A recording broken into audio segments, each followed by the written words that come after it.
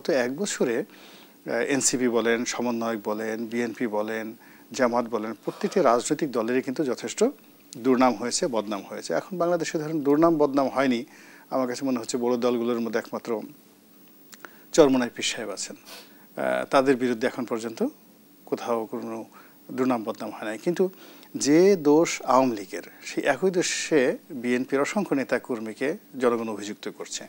একই দোষে কম, বিএনপির চেয়ে কম, কিন্তু জামাতের নেতাকর্মীরা কিন্তু সে পাপমুক্ত নন, তারা সেই কাজগুলো করছেন।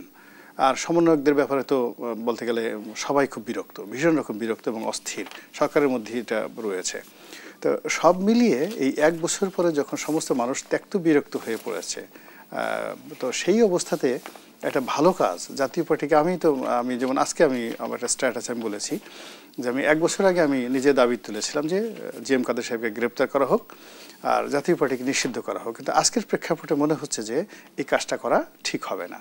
এর কারণ হলো যে বিএনপি একা হয়ে যাবে, মানে সমস্ত রাজনৈতিক দলগুলো যদি আপনি মানে নিষিদ্ধ করে দেন, সমস্ত রাজনৈতিক দলগুলো নিষিদ্ধ করে দেন, তাহলে রইল কয়টি?